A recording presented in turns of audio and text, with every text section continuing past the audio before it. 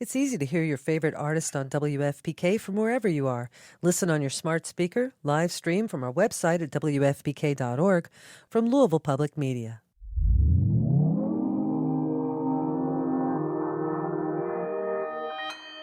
Consequence Podcast Network.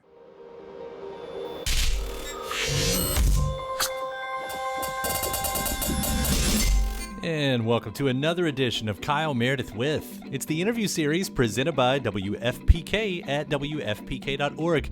Consequence and the Consequence Podcast Network, thanks as always for making your way here, checking out the series. Please hit the subscribe button so you can keep up with all the interviews that I put out. 3 brand new interviews every single week. That's a new one every Monday, Wednesday, and Friday to keep you up to date on your favorite artists, discover some new ones, and know what's happening in the music world at iTunes, Apple Podcasts, Spotify, Acast, Podchaser, NPR, YouTube for the video versions, or again, anywhere you get your podcasts from.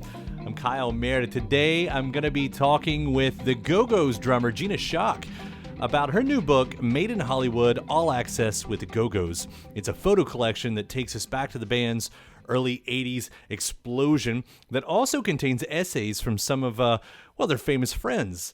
Now, Gina's also going to talk about those early days of van touring, having Paul Reubens as their opening act and his Pee Wee Herman character, and the support given and received from other women artists of the time, including B-52's Kate Pierson and Joan Jett. Gina's also going to talk about the band's big nights of being inducted into the Rock and Roll Hall of Fame, recording their 2020 comeback single Club Zero, and a tease of the projects they have on the way. So let's get into it, shall we? It's Kyle Meredith with Gina Schock of the Go-Go's. Hello. First off, I know I've got to say what everybody's saying, but congratulations on the big night and being inducted to the Rock and Roll Hall of Fame. Thank you so much. It was quite a thrill, I gotta tell you. Yeah.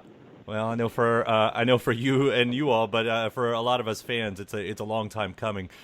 I was just waiting for that for years, I think, for a lot of us. To go along with that, though, you've also got this great new book, Made in Hollywood, All Access with the Go-Go's, and let's start out with the easy thing. Was it just the timing of linking up with this Hall of Fame thing? What brought on the idea for the book?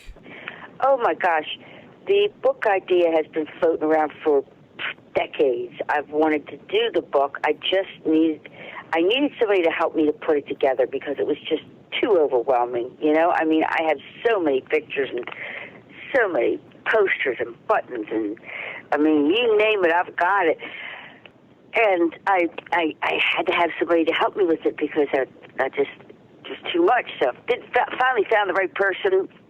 Brought them up to San Francisco to have a look at what I had, and they were like, "Oh my God, this is incredible! We need to write a book proposal. We need to get you a deal." So we did that, and then a year and a half later, the book came out, and I am super proud of it.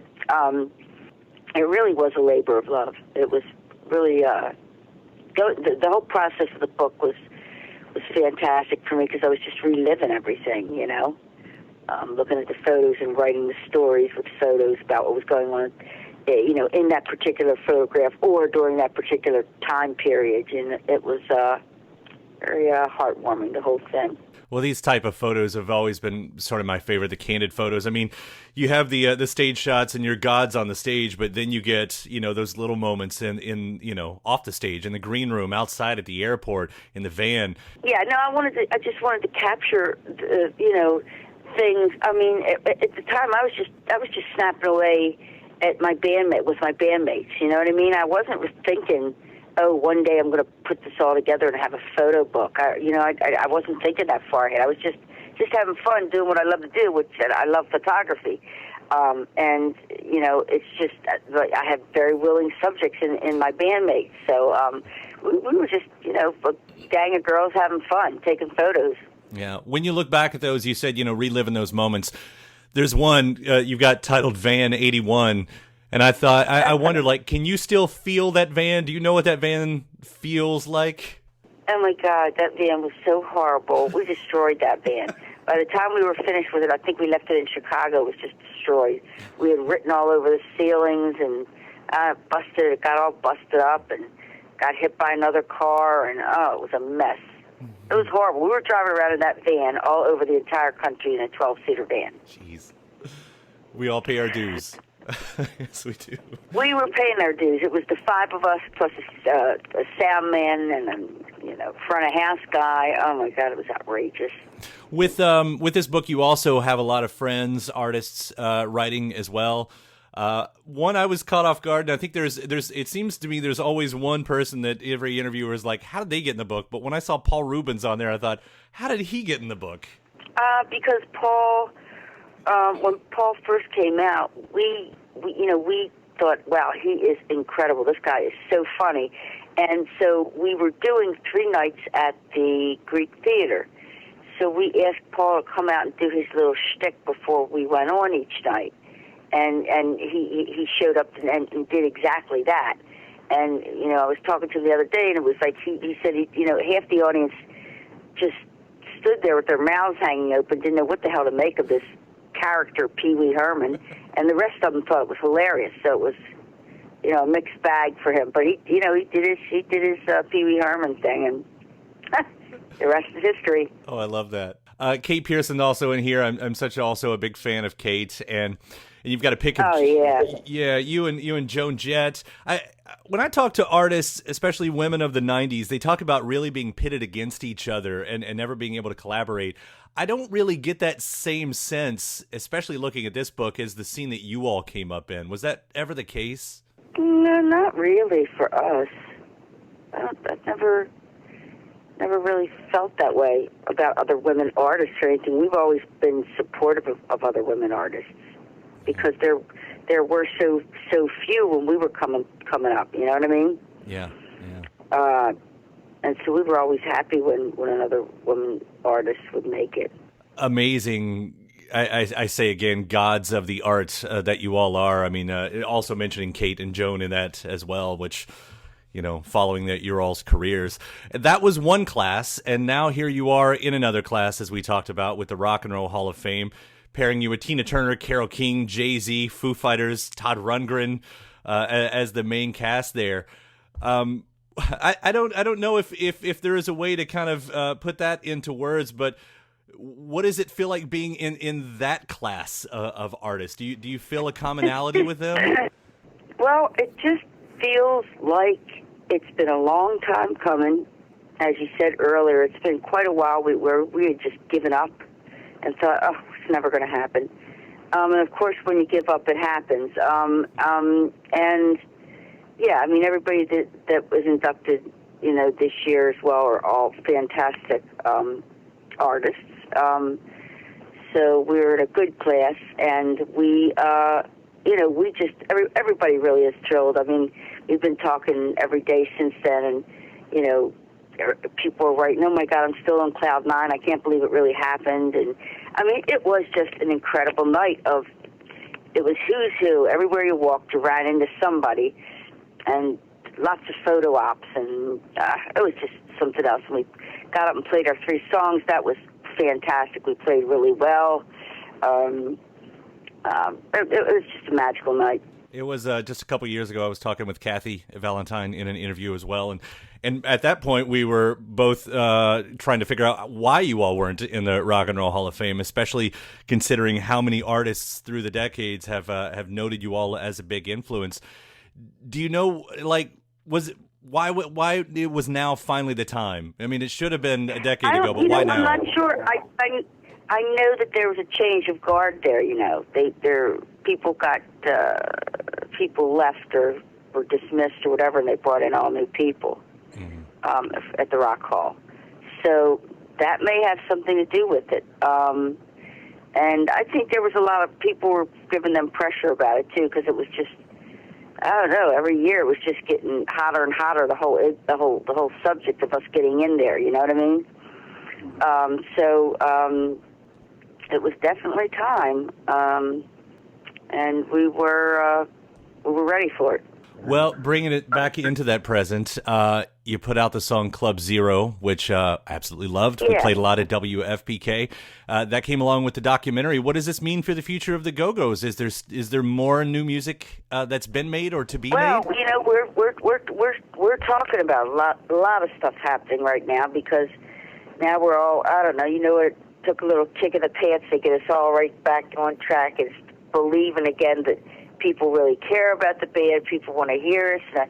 You know, I mean, I know it's just nice to get that sort of those sort of accolades, you know, when you're out and about and people walk up to you and tell you, oh, that, you know, that you're incredible, or I love your drumming, and it's sort of like you're sort of taken aback, you know.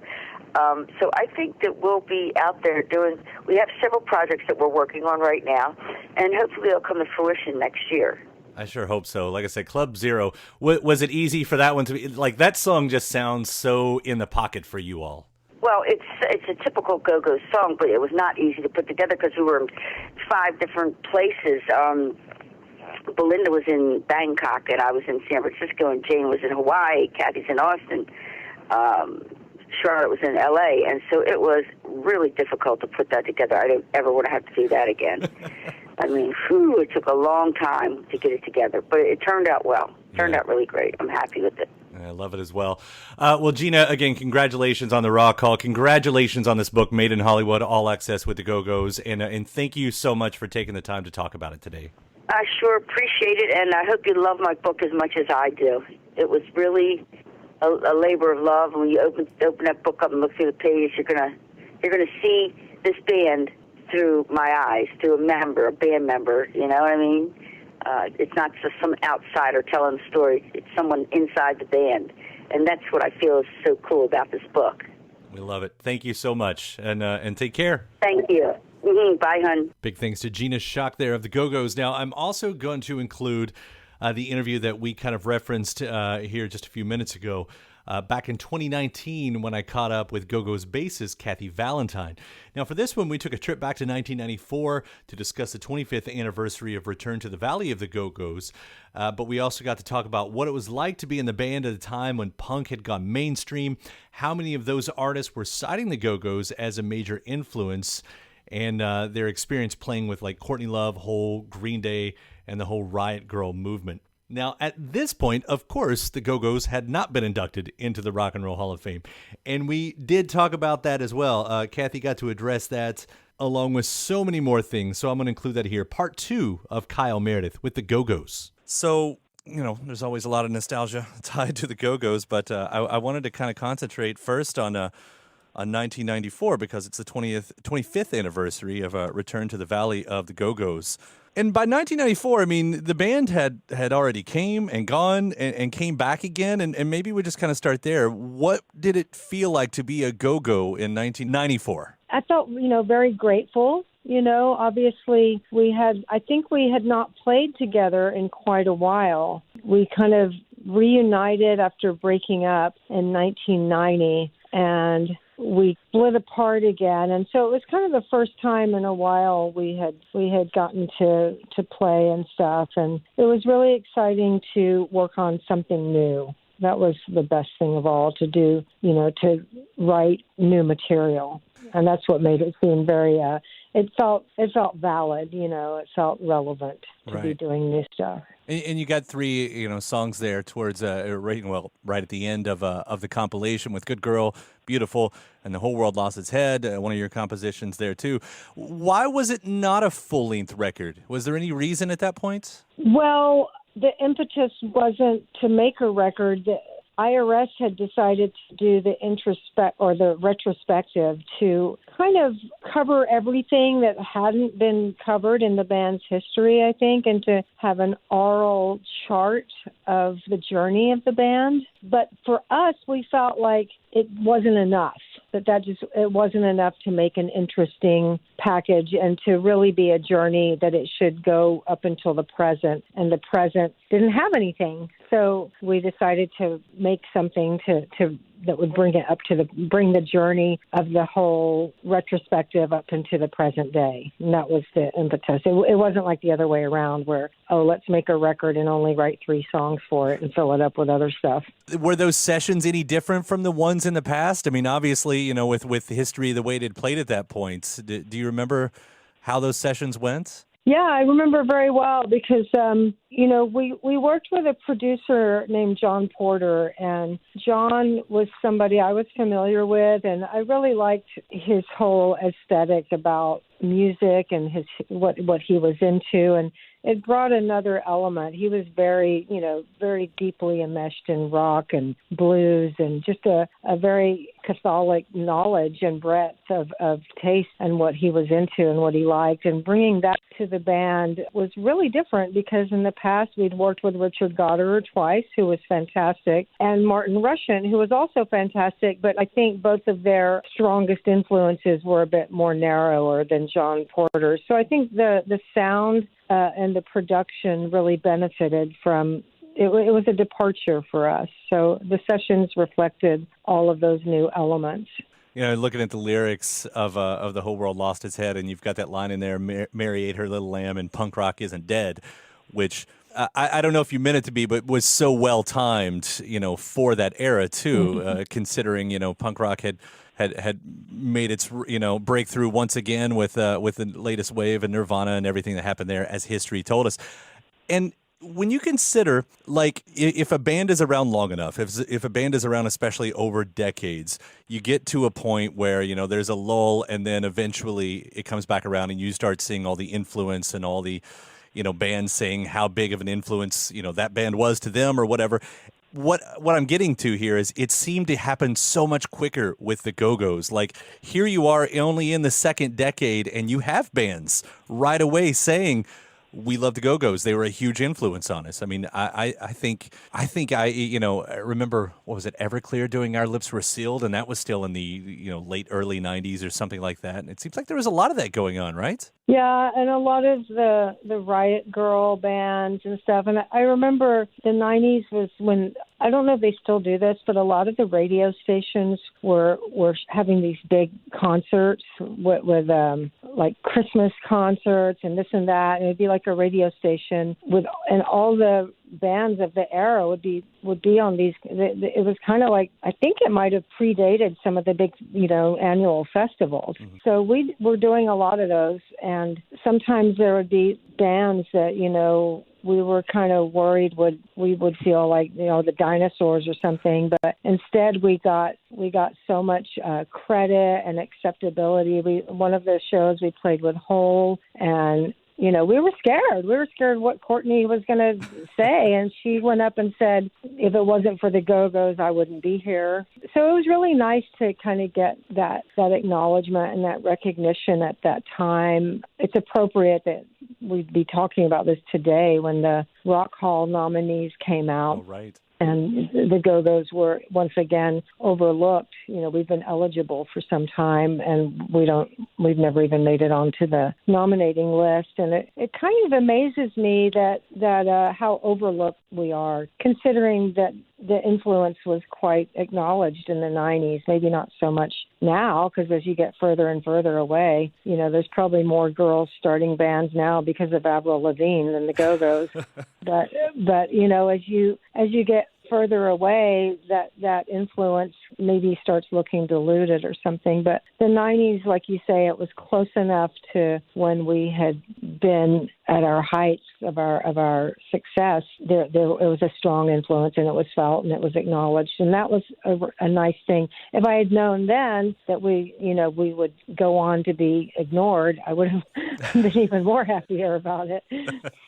This is the way it goes. Well, and it is nice because, you know, this compilation that we're talking about with Return to the Valley of the Go-Go's does paint that really well. I mean, when you go back, and I know that, you know, there's that first little section there predates your time in the band, but you know, as it's been told, I mean, the Go-Go's pretty much came from, if not the punk scene, then a punk sound. I would say the punk scene. I think the way I understand it is, I was in LA. I wasn't in the Go-Go's, but I was in LA, and I was definitely in the clubs and seeing all the bands that were happening. And the thing is that the punk rock scene really leveled the playing field as to who could have a band. And I think it really opened things up for women, you know, a lot. And it just seemed like it was about, your message and your attitude and your passion and so many things rather than your virtuosity. I mean, for me, when I first started playing, I thought I would have to be as good as I was playing guitar when I first started, and I thought I would have to be as good as Jeff Beck, before I could have a band. And then all of a sudden there's the Ramones and the Pistols, and I'm like, oh, well, wait a minute. I can do this now. Didn't I read Susie Quatro had that was one of the moments for you, is that right? Yeah, oh, absolutely, yeah. Well, that was before punk rock. Right. That was when I realized that she was the first woman I saw being a rock star. And there had been others, but I didn't know about them because I guess if a female band that was maybe got together and was playing in the 60s, if they didn't become Herman's Hermits or something and become like hits on the radio, it was deemed irrelevant. But I think for young teenage girls, it wouldn't have been irrelevant at all to have seen or known about the early bands, but you didn't see a lot of them. I didn't even know about Fanny until 1981. I didn't even know there was a Fanny. So there were a lot of bands, a lot of women playing music, but they didn't always filter down to the girls in the 70s that were interested in playing. And I know Susie Quatro is what made me realize I could be a musician, or I was already playing guitar, but it didn't occur to me that I could be in a band and be a rock star or pop star. And I know that she was the same. It was the same deal for Joan Jett. I mean, Joan worshipped Susie. She's got Susie's got a new record out, and it's fantastic if you haven't heard it. No, I haven't. I would love to hear it. Who produced it? I'm not sure who produced it. It's called No Control. I don't know. It's Susie Quatro. It sounds like Susie Quatro. It sounds exactly like I'd want it to sound like, too. It's really, really good. I got to meet her a few years ago and give her an award at a women's music conference, and it was just such a cool thing after all these years to get to tell her how she had changed my life and be the one to present her with this kind of Vanguard award. It was really cool. I'll kind of pull it back in here too. Although while we're kind of around in that area, so as we're looking at this compilation, when you do finally pop in to the band, you brought some of what would become hits with you. I mean, Vacation it predates the Go-Go's, right? Yeah, Vacation I had recorded in the Textones, and we kind of rushed into our second record and weren't really prepared material-wise, but we had already started doing Vacation. I had shown that song to Charlotte when we were hanging out one night, and as soon as it got worked up, our very first live concert video was filmed in, I think it was the end of 81 at Palos Verdes High School, and it was called Totally Go-Go's, and our very early version of Vacation is on that. So we were already doing it live, so that became one of the first ones that we worked up. And then another song I'd written from the Textone days made it onto the record, which is called We Don't Get Along. So, yeah, we kind of had to scramble to find material, and I had a few ready to go. How similar or different were they from the Textones to the Go-Go's, those songs? Vacation, when I showed it to Charlotte, she thought that it needed a stronger chorus, so the two of us wrote the chorus together. So you'll hear the same structure and melody and words, but the part that we worked on together was the Vacation, All I Ever Wanted, Had to Get Away. The chorus, basically, we worked on that together. And then the hooks, like the intro, da-da-da-da-da, we came up with that in the studio. I don't think that was in the song that I wrote. It wasn't. But the Textones version was a little bit more thrashy, kind of like funky pop version. Yeah. And We Don't Get Along was a little bit more of a traditional rock and roll kind of song, which wasn't the Go-Go's exact direction, but we kind of did our own version of it. I'll close out with that compilation because I did want to hit back on that single with The Whole World Lost Its Head. Ended up being a huge hit in the UK. But it's one of those songs that sort of finds re-relevance, with every new era, how the songs kind of update themselves. We have, I think, 2 or 3 times, and it's sad because I don't know if we have it documented, but 2 or 3 times when we've added that song into our touring set over the years, we've rewritten the lyrics. Oh, really? Yeah, to reflect the more current times. Because some of the lines work, like you say, they can be slotted into any era, but there was so much crazy shit going on that all the time, but really now. We even rewrote the lyrics for last summer when we played the Hollywood Bowl, but because it was we were playing with the Philharmonic and it was like 4th of July, we kind of got dissuaded to do it because it was pretty harsh about what's going on now. It was pretty, I wish I had the lyrics. I'm sure I got them somewhere. But anyway, yeah, we've changed those lyrics to reflect the time as we added it into the concert set. Because we've toured, pretty much since 94, 95, since that record came out. Yeah, we pretty much toured on a regular basis. And many times we would add Whole World Lost Its Head and update it. And sometimes we'd pass the lyrics, we'd print out a bunch and pass them out to the people in the audience so they could sing along with us. Oh, cool. Yeah. I mean, on one hand, it's oddly comforting to know that it's always been crazy to a point, although, I was plenty old enough back then and I'm plenty old enough now to see the difference in what we're going through. And it does seem much crazier at this point, like what I would give for what we thought was crazy in 94, versus now. Oh, yeah. I mean, nowadays we could rewrite the lyrics to The Whole World Lost Its Head every week. Right. I mean, literally, it's like, I sometimes I just have to go, I'm not looking at the news. I'm not going to look at it anymore. I can't handle it.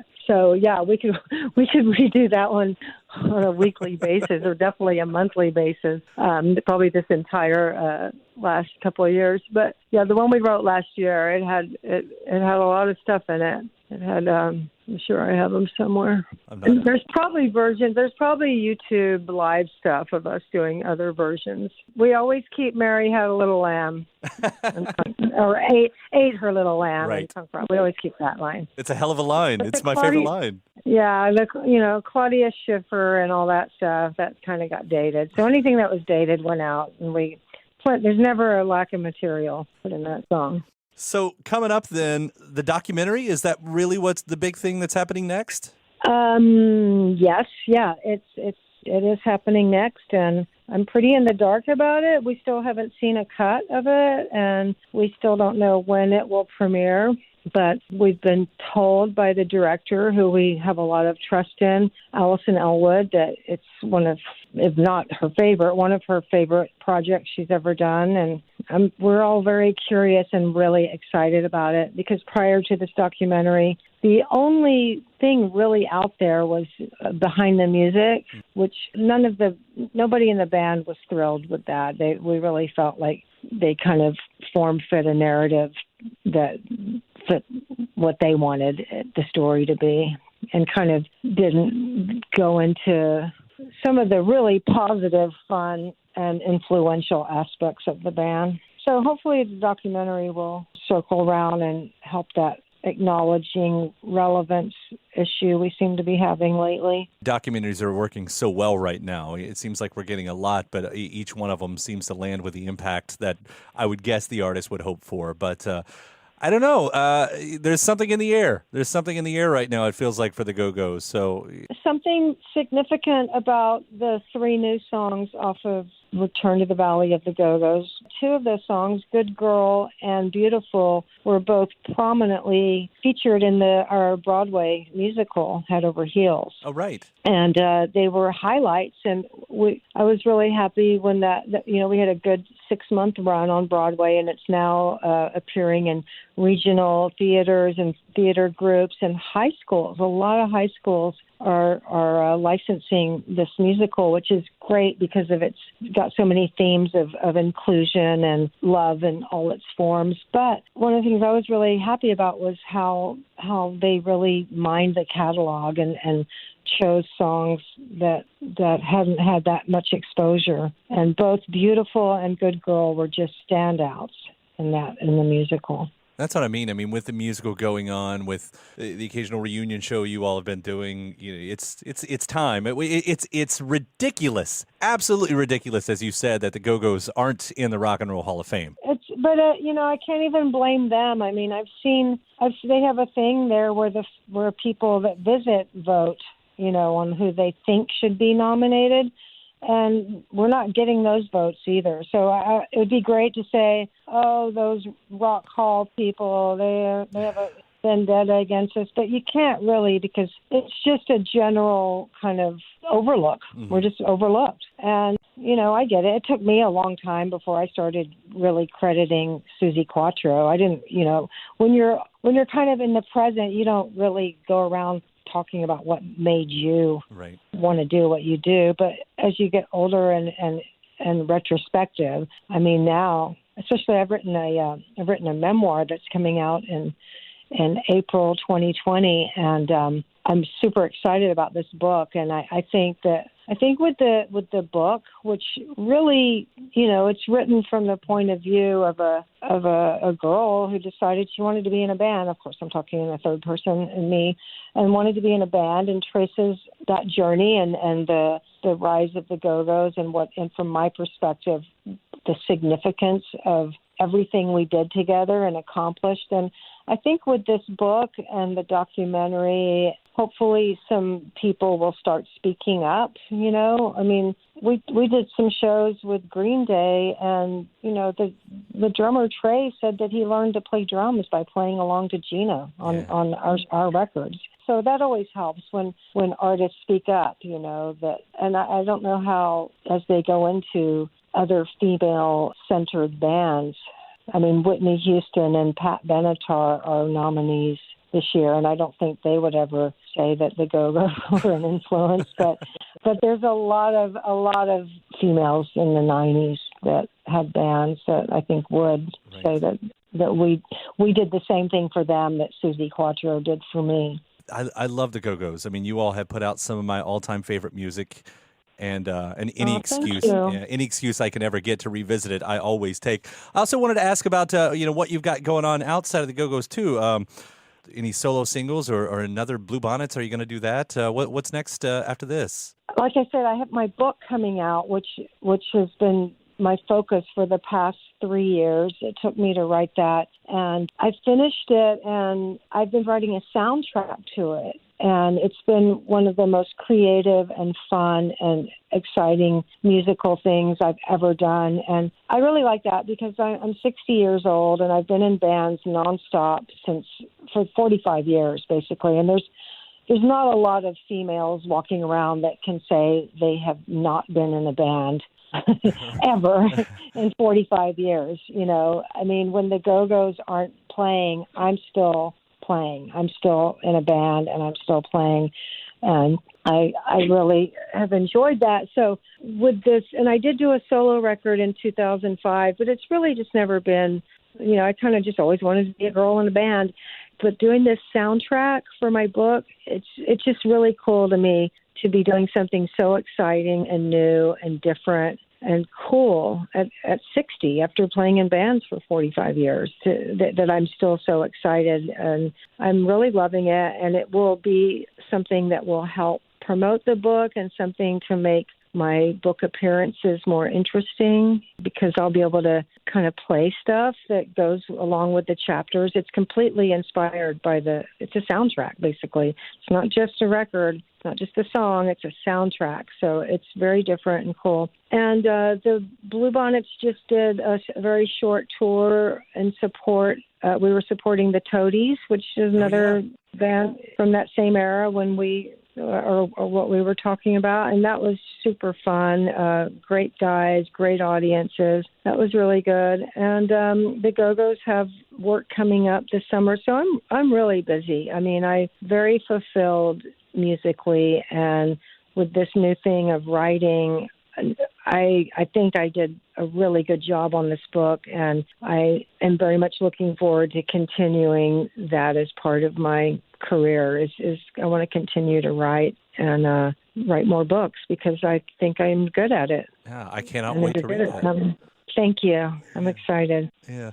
Who's putting out the book, out of curiosity? UT Press. They've released some really cool books. Vivian Goldman's, Revenge of the Sheep Hunks, and Kristen Hirsch, the book she did on Vic Chestnut, and the book on Tribe Called Quest. I mean, they're just doing so many cool. I couldn't be more proud to be affiliated with UT Press. I'm really just feel really honored that they asked me, and proud to be in their catalog.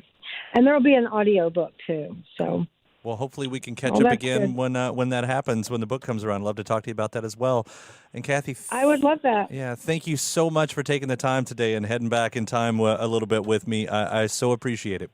All right. Well, thanks so much, Kyle. All right. Thank you. Bye. My thanks to Kathy Valentine there. And again, my thanks to Gina Schock of the Go-Go's. Again, her new book, is called Made in Hollywood, All Access with the Go-Go's. Big thanks to you as well for checking out this episode. Again, I hope you hit that subscribe button so you can keep up with all the interviews that I put out every single week. It's a new one every Monday, Wednesday, and Friday to keep you up to date on your favorite artists, discover some new ones, know what's happening in the music world. iTunes, Apple Podcasts, Spotify, Acast, Podchaser, NPR, YouTube for the video versions, or again, anywhere you get your podcasts from. After that, head over to WFPK.org. That's where I do a show Monday through Friday, 6 p.m. Eastern, an hour full of song premieres, music news, anniversary spins, bonus interviews, Monday through Friday, 6 p.m. Eastern at WFPK.org. Consequence has your music and film news. You can also find me on the social media spots too. Instagram, Twitter, Facebook, all three of them at Kyle Meredith. That does it for another edition. I'm Kyle Meredith. I'll see you next time.